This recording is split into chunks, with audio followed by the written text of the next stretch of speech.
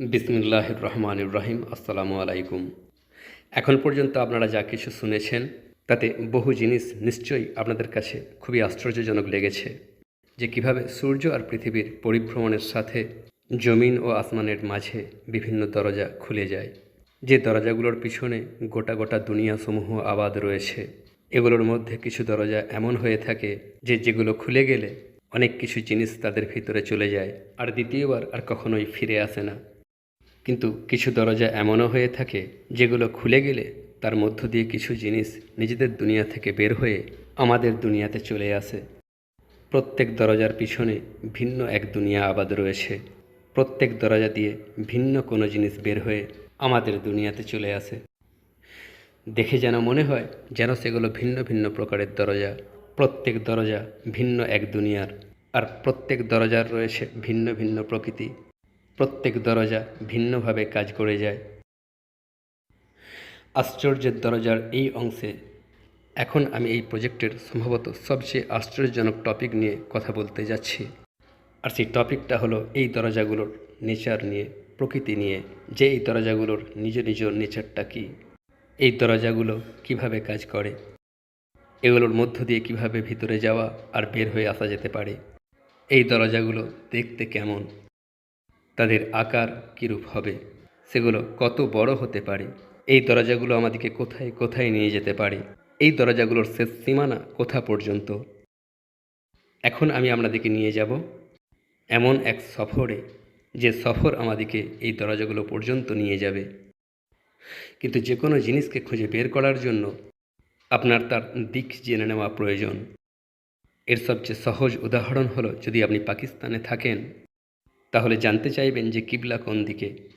তো হয় আমরা কম্পাসকে কাজে লাগিয়ে কাবার দিক খুঁজে বের করব, অথবা আমরা সূর্যের দিকে তাকিয়ে আন্দাজ করার চেষ্টা করব, কারণ আমাদের এই দেশ থেকে কাবা পশ্চিমের দিকে হয়ে থাকে। কিন্তু এই দরজাগুলোর লোকেশন খুঁজে বের করার জন্য সম্ভবত দিক আমাদের খুব বেশি কাজে আসতে পারবে না। যদি আপনাদের মনে থাকে বারমুডা ট্রায়াঙ্গেল, জাপান ট্রায়াঙ্গেল আর এরূপ সমস্ত স্থানগুলোতে যে জিনিসটা সবচেয়ে বেশি রিপোর্ট হয়েছিল তা হলো কম্পাস অথবা দিক খুঁজে বের করার যন্ত্রের খারাপ হয়ে যাওয়ার রিপোর্ট। কম্পাসের কাঁটাগুলো খারাপ হয়ে যায়, তারা ভুল দিকের দিকে পয়েন্ট করা শুরু করে দেয়। তার মানে সেই দরজাগুলো খুঁজে বের করার আমাদের সর্বপ্রথম যন্ত্রটাই সবার আগে খারাপ হয়ে যায়। এমনকি ফ্লাইট 19 জন্য সর্বপ্রথম খারাপ হয়ে যাওয়ার জিনিসটা হলো এই দিক। আর আইসল্যান্ডের মাঝিরা তো কিছু কিছু স্থানে 30 ডিগ্রি পর্যন্ত দিক ভুল হয়ে যেতে, অর্থাৎ ভুল দিক নির্দেশনা দেখাতে দেখেছিল। এখন একটা বিষয় তো স্পষ্ট হয়ে যায় যে কিছু স্থানকে খুঁজে বের করার জন্য দিকের সাহায্য নেওয়া যেতে পারে না, কারণ এই সমস্ত স্থানের দিকগুলোও আপনাকে রাস্তা থেকে ছিটকে দিতে পারে। কিন্তু দিক আসলে কী জিনিস? দিক হলো একটা খুবই রিলেটিভ জিনিস। যদি আমি আপনার সামনে দাঁড়িয়ে থাকি, তো যে দিকটা আমার জন্য ডান দিক, সেই দিকটাই আপনার জন্য বাম দিক হয়ে যাবে। দিক হলো একটা খুবই রিলেটিভ টার্ম, যা প্রতিটা মানুষ, প্রতিটা জিনিস বা প্রতিটা দেশের জন্য ভিন্ন অর্থ প্রকাশ করে। একটা দেশের উত্তর কোনো দেশের দক্ষিণ হতে পারে। এমনকি হয়তো আপনারা এই কথাটা জানেন যে মহাকাশে দিকের কোনো অর্থই হয় না, মহাকাশে কোনো দিক হয়ই না। জমিনে মানুষ নিজের কাজের জন্য 4টে বেসিক দিক ভেবে বের করেছিল: মাশরিক, মাগরিব, সুমাল আর জুনুব। কিন্তু দুনিয়ার প্রত্যেক দেশ, প্রত্যেক সংস্কৃতিতে 4টে দিক মেনে নেওয়া হয় না। যেমন নেটিভ আমেরিকানসদের কাছে এই 4টে ছাড়াও আরও 2টো দিক রয়েছে, উপর আর নিচে, আর এভাবে তারা 6টা দিক রয়েছে বলে বিশ্বাস করে। তারপর ওয়েস্টার্ন এশিয়ার কিছু দেশ আর আরবে এই 6টা ছাড়াও আরও একটা দিক অ্যাড হয়ে যায়, আল ওয়াস্ত, অর্থাৎ সেন্টার, অর্থাৎ কেন্দ্র। আর এই দেশগুলোর জন্য টোটাল দিকের সংখ্যা 7 হয়ে যায়। আর প্রাচীন ইন্ডিয়াতে তো অ্যাস্তা দিকপালা নামে এক কনসেপ্ট রয়েছে, যাতে দিকের টোটাল সংখ্যা হলো 10, আর প্রত্যেক দিকের নিজস্ব একটা করে ভগবান রয়েছে। কিন্তু এই সমস্ত কনফিউশন থাকা সত্ত্বেও আমরা প্রায়শই আমাদের দৈনন্দিন কথাবার্তায় জেনে বা না জেনে দিকের ব্যবহার অতি অবশ্যই করে থাকি। যেমন যদি আমি কখনো আমার জীবনের পিছন দিকে ফিরে তাকাই তো, অথবা আবার মাথা উপর দিকে তুলে হাঁটা, এই সমস্ত কথার কথা আপনাকে অতি সহজে বলে দেয় যে দিকের ব্যবহার আমাদের জীবনে খুবই বেশি গুরুত্ব রাখে। আপনারা কখনো রেড সি বা ব্ল্যাক সি এইসব নাম শুনেছেন? এগুলো খুবই বিখ্যাত সমুদ্র।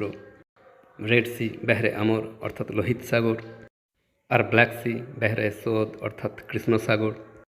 কিন্তু একটা বিষয় খেয়াল করেছেন যে এই সমস্ত সাগরের পানি লাল বা কালো নয়? তাহলে এই সাগরগুলোর নাম এরূপটা কেন? কারণ কিছু সংস্কৃতি নিজেদের দিকের সংখ্যায় সহজ করে নেওয়ার জন্য তারা দিকগুলোর সাথে রঙকে অ্যাসোসিয়েট করা শুরু করে দিয়েছিল।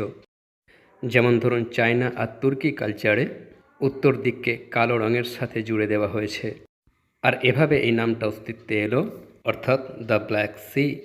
তার মানে হলো উত্তরের সমুদ্র। আর সেখানেই ইসলামিক এলাকাগুলোতে মাগরিবকে লাল রঙের সাথে মিলিয়ে দেওয়া হলো, আর এভাবেই এই নামটা অস্তিত্বে এলো, অর্থাৎ দ্য রেড সি, অর্থাৎ পশ্চিমী সাগর। আর একইভাবে আরব দেশগুলোতেও সেন্টার অর্থাৎ আল ওয়াস্ত অর্থাৎ কেন্দ্রের দিকটাকেও গোল্ডেন কালারের সাথে জুড়ে দেওয়া হয়েছিল। আর এভাবেই যে নামটা অস্তিত্বে এলো তা হলো দ্য গোল্ডেন হোর্ডস, অর্থাৎ সেন্ট্রাল এশিয়া থেকে আসা মঙ্গোলস। দিকের ব্যবহার মানব ভাষায় এবং সংস্কৃতিতে খুবই গভীরে মিশ্রিত হয়ে রয়েছে। পলিনেশিয়া থেকে শুরু করে মেক্সিকো, বালি থেকে শুরু করে নামিবিয়া পর্যন্ত সমস্ত ল্যাঙ্গুয়েজে দিকের ব্যবহার খুবই বেশি। কিন্তু যদি আপনারা আজকের পৃথিবীর নকশা দেখেন তাহলে দেখবেন উপর দিকে রয়েছে উত্তর দিক আর নিচের দিকে রয়েছে দক্ষিণ দিক। এই ম্যাপের ডান দিকে রয়েছে পূর্ব দিক আর এর বাম দিকে রয়েছে পশ্চিম দিক, অর্থাৎ নর্থ, ইস্ট, ওয়েস্ট আর সাউথ। এই চারটে বেসিক দিককে কার্ডিনাল ডাইরেকশনস বলা হয়ে থাকে, কিন্তু চিরদিন এরূপটা ছিল না। কয়েকশো বছর আগে এই ম্যাপটা তো পুরোপুরি উল্টো ছিল, অর্থাৎ দক্ষিণ ছিল উপর দিকে আর সুমাল তথা উত্তর নিচের দিকে। এই সমস্ত কনফিউশনের উত্তরটা কি? দিক শেষ পর্যন্ত কটা রয়েছে আর কোথায় আছে? কোনো সংস্কৃতি চারটে দিকের কথা বলে, তো কোনো কালচার 6টা দিকের, কেউ 7টা দিকের কথা বলে, তো কেউ 10টা দিকের, আবার কোনো কালচার কথা বলে তো 16টা দিকের। এই দিকগুলোর বিষয়ে জ্ঞান অর্জন করা আমাদের জন্য খুবই প্রয়োজনীয়, কারণ যতক্ষণ পর্যন্ত না আমরা এই দিকগুলোকে বুঝে নিতে পারি আমরা ওই দরজাগুলো পর্যন্ত পৌঁছাতে পারবো না। ওই দরজাগুলো পর্যন্ত পৌঁছানোর জন্য আমাকে আপনাদেরকে সঠিক দিকে নিয়ে যেতে হবে। এখানে আমি আপনাদেরকে একটা খুবই ইন্টারেস্টিং কথা বলতে চাই। এই দিকগুলোকে বেছে নেওয়া হয়েছিল সূর্যের পরিক্রমণকে মাথায় রেখে, অর্থাৎ যদি উর্দু বা আরবির কথা বলি তো যে দিক থেকে সূর্য উদিত হয় সেই দিকটাকে মাশরিক নাম দেওয়া হয়েছে, কারণ মাশরিকের শাব্দিক অর্থ হলো কোনো জিনিস যা থেকে আলো বের হয় অথবা কোনো উজ্জ্বল চকচকে জিনিস। আর ঠিক একইভাবে যেদিকে সূর্য অস্ত যায় সেই দিকটার নাম দেওয়া হলো মাগরিব, কারণ মাগরিবের শাব্দিক অর্থ হলো গাঢ় রঙের অথবা অ্যাবজর্ব করনেওয়ালা, অথবা যে টেনে নেয়।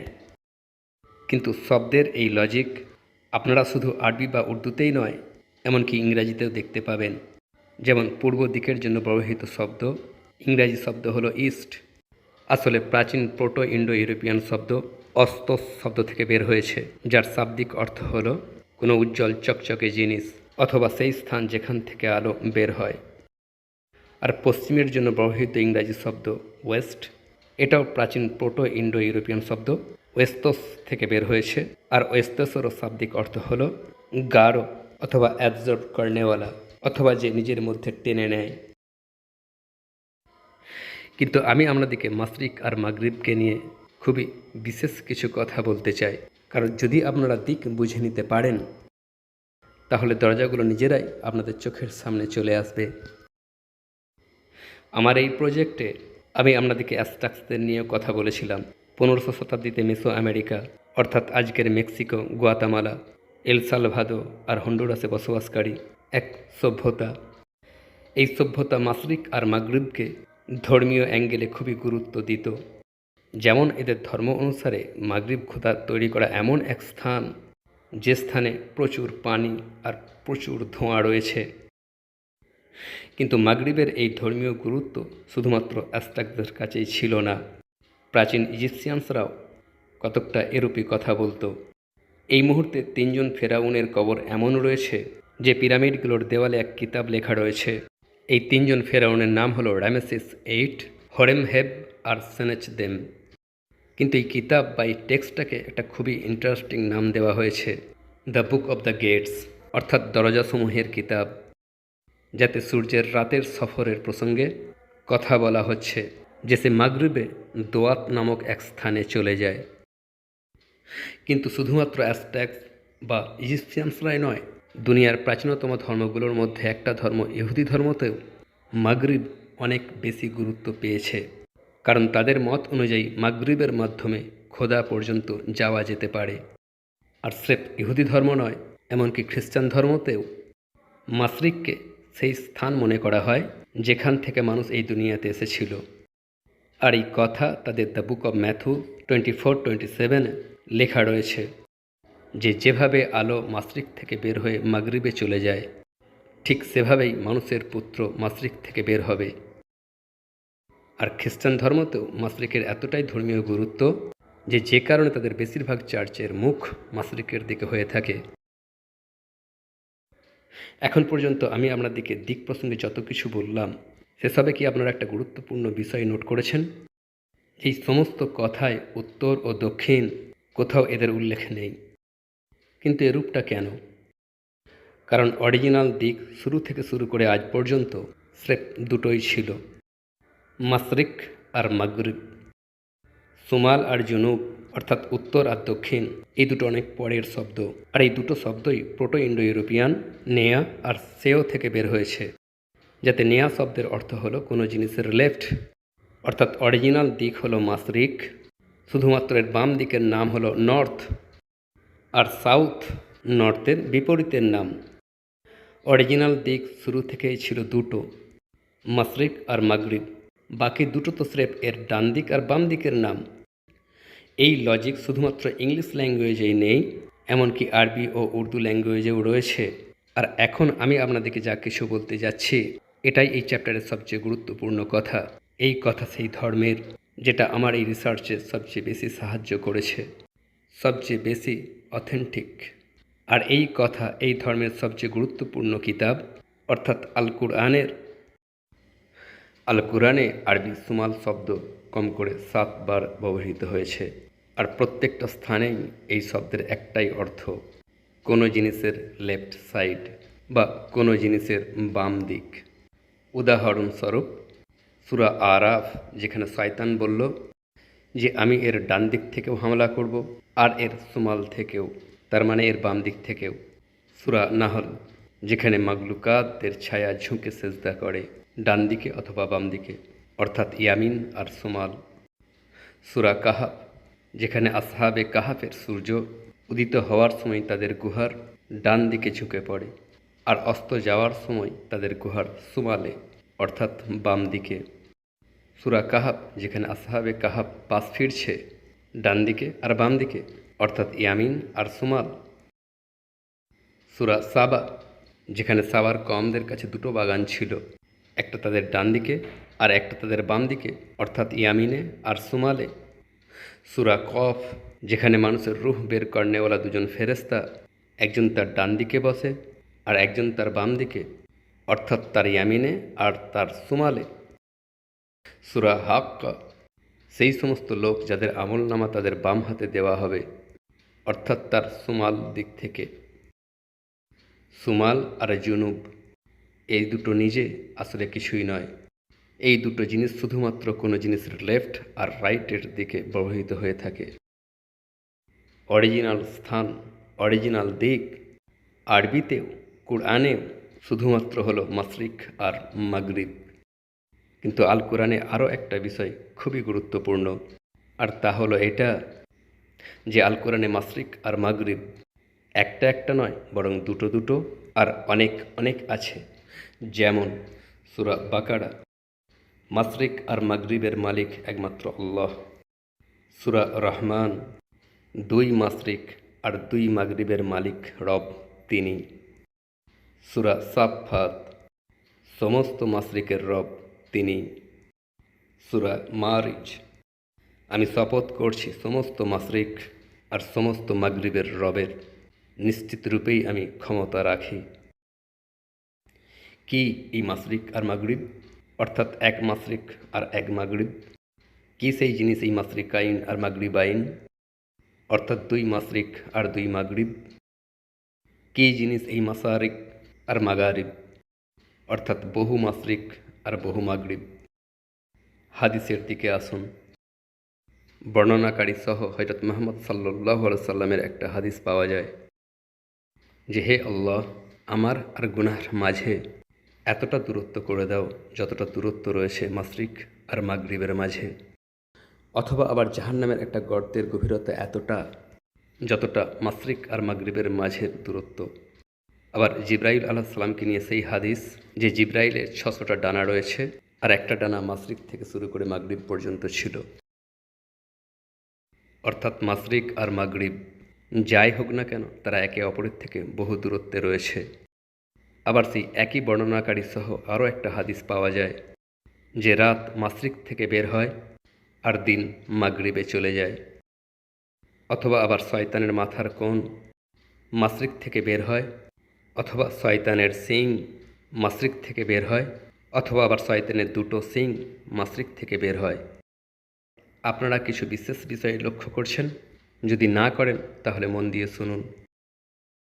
ফাতেমা বিনতে কায়েস রাদিয়াল্লাহু তাআলা আনহা থেকে বর্ণিত সেই বিখ্যাত হাদিস যাতে তামিমুদ্দারি দাজ্জালকে দেখেছিলেন। এখন এই ঘটনা বর্ণনা করার পর তিনি সাল্লাল্লাহু আলাইহি সাল্লাম বললেন যে, আমি তোমাদেরকে দাজ্জালের অবস্থা বলে দিয়েছি। সে কি সিরিয়া বা ইয়েমেনের সমুদ্রে রয়েছে? না, বরং সে মাশরিকে রয়েছে, মাশরিকে রয়েছে, মাশরিকে রয়েছে, আর সে মাশরিক থেকে বের হবে। আবার কিয়ামতের বড় বড় নিদর্শন থেকে একটা নিদর্শন, এক বিশাল বড় আগুন যা মাশরিক থেকে বের হবে আর মানুষটিকে মাগরিবের দিকে হাঁকিয়ে নিয়ে যাবে।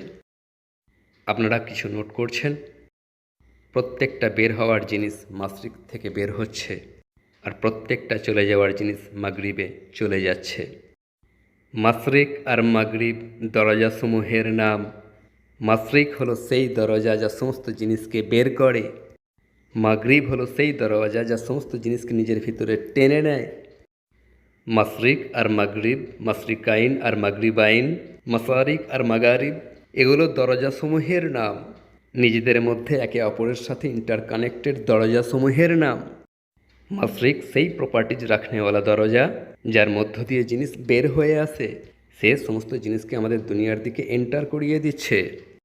কোনো দরজা দিয়ে রাত বের হচ্ছে আর কোনোটা দিয়ে দিন, কোনোটা দিয়ে দাজ্জাল বের হচ্ছে আর কোনোটা দিয়ে শয়তানের সিং, কোনোটা দিয়ে আলো বের হচ্ছে আর কোনোটা দিয়ে আগুন। আর মাগরিব সেই প্রপার্টিজ রাখনেওয়ালা দরজা যা সমস্ত জিনিসকে নিজের মধ্যে টেনে নিচ্ছে। মাশরিক আর মাগরিব একটা একটা নয়, বহু। কোথাও এটা দুই বড় দরজা মাশরিক আর মাগরিব, কোথাও আবার তারা দুই দুই পেয়ারের রূপে ইন্টারকানেক্টেড, অর্থাৎ মাশরিকাইন আর মাগরিবাইন। আবার কোথাও অনেক অনেক দরজা যেগুলো নিজেদের মধ্য থেকে বের করছে আর নিজেদের মধ্যে খিঁচে টেনে নিচ্ছে, অর্থাৎ মাশারিক আর মাগারিব।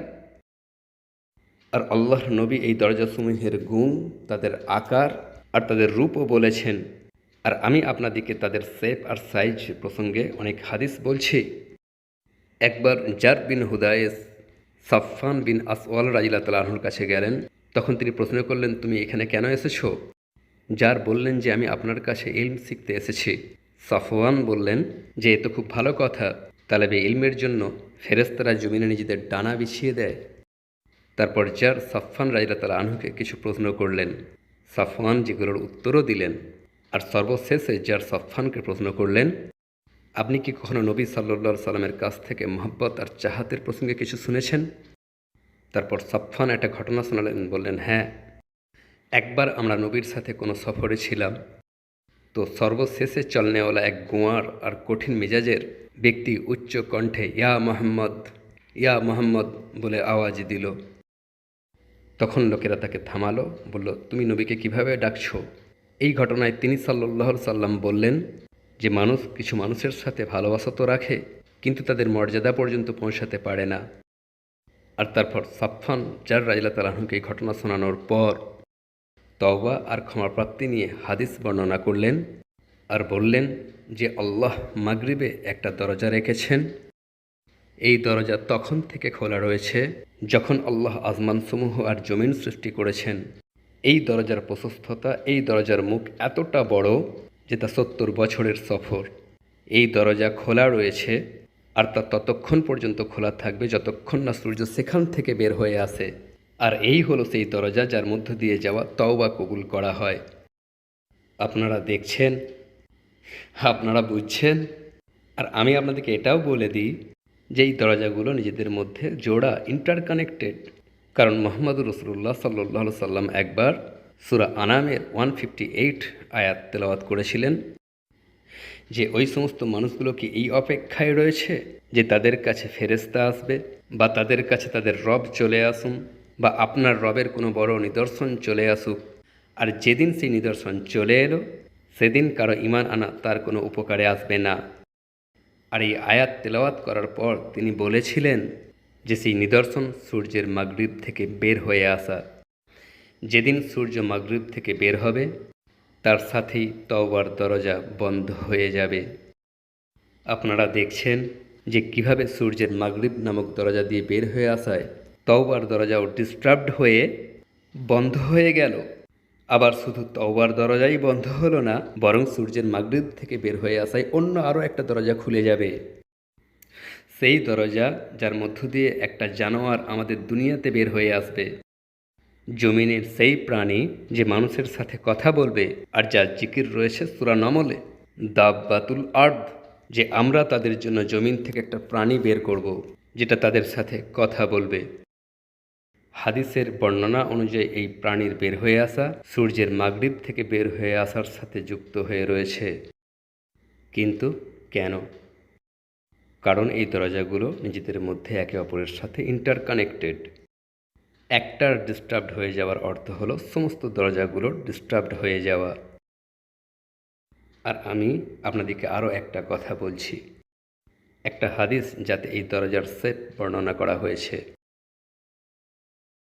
মদিনা মনোয়ারাতে একবার কয়েকজন সাহাবী বসে কথা বলছিলেন, আর তাদের মধ্যে আব্দুল্লাহ রাদিয়াল্লাহু তাআলা আনহু নামক একজন সাহাবী বললেন যে আমার একটা হাদিস মনে রয়েছে যেটা আমি নবী সাল্লাল্লাহু আলাইহি সাল্লামের কাছ থেকে শুনেছিলাম, আর সেই হাদিস আমি আজ পর্যন্ত ভুলিনি, যে কিয়ামতের বড় নিদর্শনগুলোর মধ্যে একটা নিদর্শন সূর্যের মাগরিব থেকে বের হয়ে আসা, আর তারপর জমিনের প্রাণী বের হবে। এই দুইয়ের মধ্যে যে আলামতটা প্রথমে বের হবে, দ্বিতীয়টা সাথে সাথেই তার পরে হয়ে যাবে।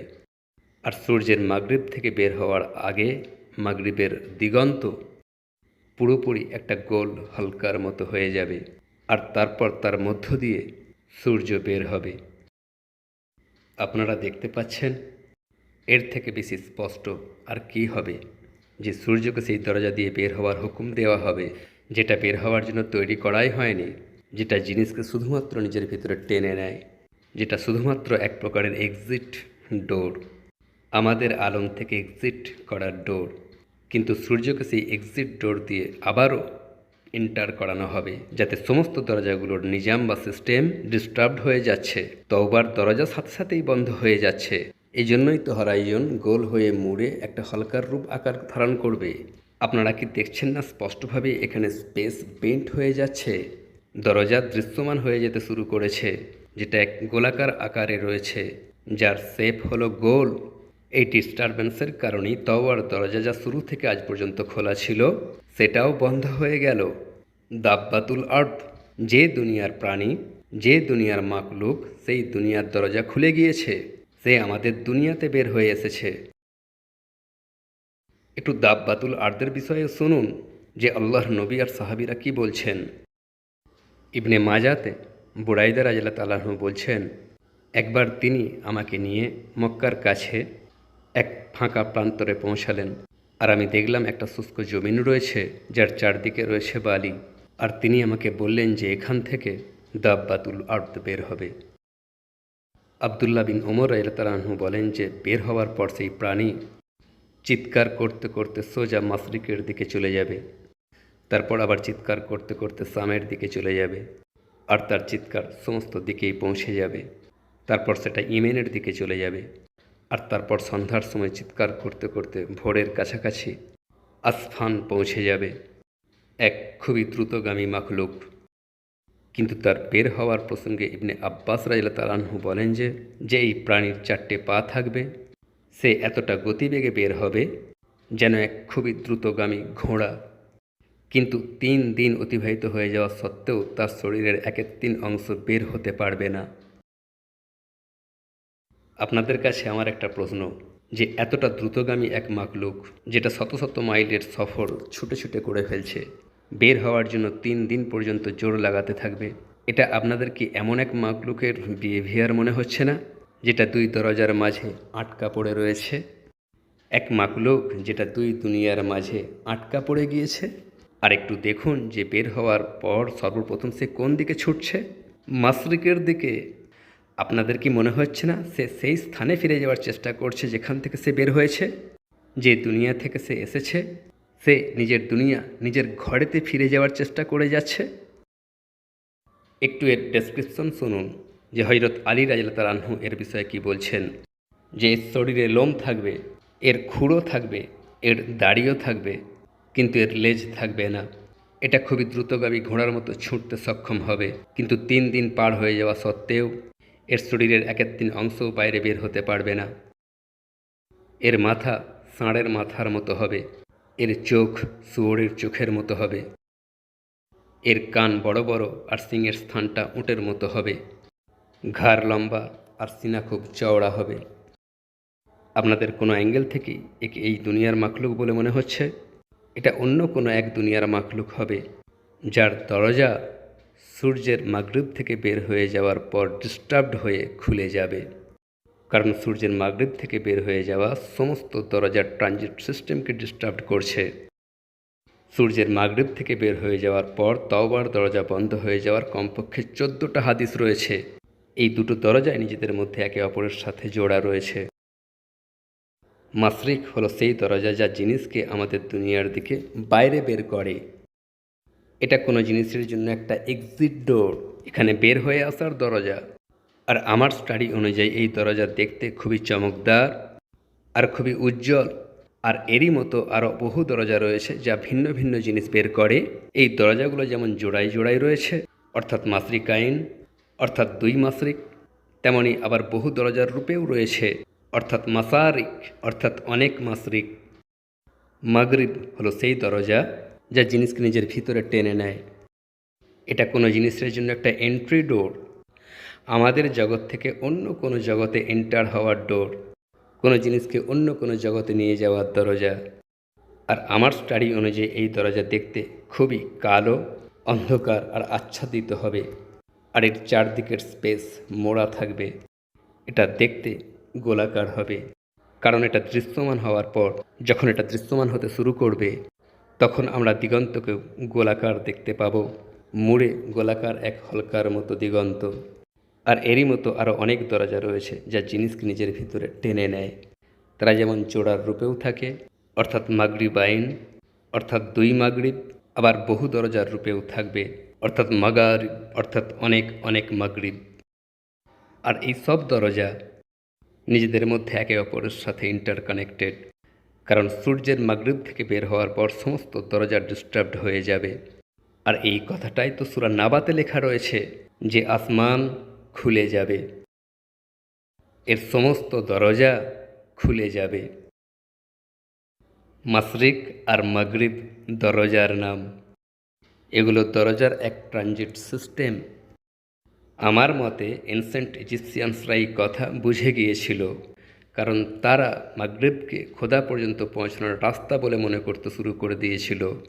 এই জন্যই তো তারা তাদের পিরামিডের দেওয়ালেতে মাগরিবকে খোদা পর্যন্ত পৌঁছানোর রাস্তা বলে লিখে রেখেছে। শুধুমাত্র এতটুকুই নয়, এমনকি তারা মাগরিবের পিছনে একজন সুপ্রিম বিইংকে কল্পনা করে রেখেছিল, যার নাম ইনমেথ, অর্থাৎ দ্য হিডেন ওয়ান, অর্থাৎ সেই সত্তা যিনি গোপন রয়েছেন। এখন একটা কথা, যে মানুষ মাশরিক আর মাগরিব, মাশরিকাইন আর মাগরিবাইন, মাসারিক আর মাগারিবকে বুঝে নিতে পারবে, তার অন্তরে এই কথাটা স্থান করে নিতে পারে যে যদি কোনোভাবে এই দরজা পর্যন্ত আমি পৌঁছে যেতে পারি তাহলে হয়তো আমি খোদা পর্যন্ত পৌঁছে যাব। আর এই কথাটাই ফিরআউনের অন্তরে উদিত হয়েছিল। এই জন্যই তো সে বলেছিল, ওহে হামান, আমার জন্য এক বহু উচ্চ পালাখানা তৈরি করাও, যাতে করে আমি আসমানের দরজা পর্যন্ত পৌঁছে যেতে পারি আর তাকে উঁকি মেরে দেখি যে মুসার মাবুদ। এই জন্যই তো দরজাকে নিয়ে এই আলোচনাতে যখন ফিরাউন মুসাকে প্রশ্ন করে যে কে এই রব্বুল আলামিন, কে এই সমস্ত দুনিয়ার রব, তখন মুসা বলেন যে তিনি হলেন রব মাশরিকের আর মাগরিবের, আর তাদের মাঝের সমস্ত জিনিসের, আর যদি তোর মধ্যে অতি অল্প বুদ্ধি থেকে থাকে তো। এই জন্যই তো যখন ফেরাউন দরজার মধ্য দিয়ে গিয়ে রব্বুল আলামিনকে দেখার কথা বলে, তখন তাকে মুসা বলেন যে তিনি হলেন রব সেই মাশরিকেরও আর সেই মাগরিবেরও, আর এই মাশরিক আর মাগরিব শুধুমাত্র আল্লাহর মালিকানাধীন। আপনারা কি দেখছেন যে এই মাশরিক আর মাগরিব, মাশরিকাইন আর মাগরিবাইন, মাসারিক আর মাগারিব কি? এসব তো দরজার নাম। কিন্তু আমার কথা এখনও শেষ হয়নি, কারণ এই কথা শেষ করার আগে সবচেয়ে গুরুত্বপূর্ণ কথা বলা এখনও বাকি রয়েছে। যদি কোনো ফেরাউন এ কথা মনে করে যে সে দরজাগুলোর মাধ্যমে রব্বুল আলামিন পর্যন্ত পৌঁছে যেতে পারবে, তাহলে সেক্ষেত্রে আমি আপনাদের সামনে সূরা নূরের একটা আয়াত রাখতে চাই। এটা হলো সেই আয়াত যেটা সম্ভবত আল কুরআনের সবচেয়ে রহস্যজনক আয়াতগুলোর মধ্যে হতে একটা। সূরা নূরের সেই আয়াত যার নামেই এই সূরার নাম দেওয়া হয়েছে আয়াতে নূর, সেই আয়াত যাতে মহান আল্লাহ নিজের জাত নিয়ে কথা বলেছেন। আল্লাহ হলেন আলো আসমানসমূহ আর জমিনের। তার আলোর দৃষ্টান্ত হলো যেন একটি তাক, যার ভিতরে আছে এক প্রদীপ, আর সেই প্রদীপ আছে কাঁচের ভিতরে, আর সেই কাঁচটা যেন এক উজ্জ্বল নক্ষত্র, আর সেই প্রদীপটাকে প্রজ্বলিত করা হয় বরকতময় জাইতুন গাছের তেল দিয়ে। এমন এক গাছ যেটা না মাশরিকি আর না মাগরিবি। আপনারা কিছু বুঝতে পারছেন? বেশক তোমরা মাশরিককেও বুঝে নাও আর মাগরিবকেও বুঝে নাও, এমনকি তোমরা যদি এর মধ্যে প্রবেশও করে যাও, কিন্তু তোমরা আল্লাহ পর্যন্ত পৌঁছাতে পারবে না, কারণ তা মাশরিকি হোক অথবা মাগরিবি, কোনো দরজা তাঁর কাছ পর্যন্ত পৌঁছাতেই পারবে না। তিনি এই দরজাগুলো থেকে স্বাধীন, মুক্ত, নিঃসঙ্গ, দ্য ওয়ান অ্যান্ড অনলি। তাঁর কাছ পর্যন্ত কোনো মাখলুক পৌঁছাতেই পারবে না, তা সে মাশরিক দিয়েই চেষ্টা করুক না কেন বা মাগরিব দিয়ে। তিনি এক ও অদ্বিতীয়, তার মতো আর কেউ নেই। মাশরিক হোক বা মাগরিব, মাশরিকাইন হোক বা মাগরিবাইন, মাসারিক হোক বা মাগারিব, তিনিই তো এই সব কিছুর রব, তিনিই তো এই সব কিছুকে গভর্ন করে যাচ্ছেন। সেই মিশরীয়রা যারা এই রাস্তাগুলোকে বুঝে ওঠা শুরু করে দিয়েছিল, তারা মাগরিবকে খোদা পর্যন্ত পৌঁছানোর রাস্তা বলে মনে করতে শুরু করে দিয়েছিল। এই মিশরীয়দের মধ্যে হতেই তো একজন মুসা আলাইহিস সালামকে প্রশ্ন করেছিল যে কে এই রব্বুল আলামিন, কে এই সমস্ত দুনিয়ার রব। এই প্রশ্ন সেই সময়কার দুনিয়ার সবচেয়ে শক্তিশালী ব্যক্তি করেছিল। তো মুসা তাকে একটা উত্তর দিয়েছিলেন, তিনি হলেন রব্বুল আলামিন, সমস্ত দুনিয়ার রব, আর তিনিই হলেন রব মাশরিকের, আর তিনিই হলেন রব মাগরিবের। যদি আপনি আমার কথা বুঝতে পারেন তো সমস্ত দুনিয়ার রব, সমস্ত মাশরিক আর সমস্ত মাগরিবের রব, যিনি নিজে না মাশরিকি আর না তিনি মাগরিবি, দি ওয়ান অ্যান্ড অনলি।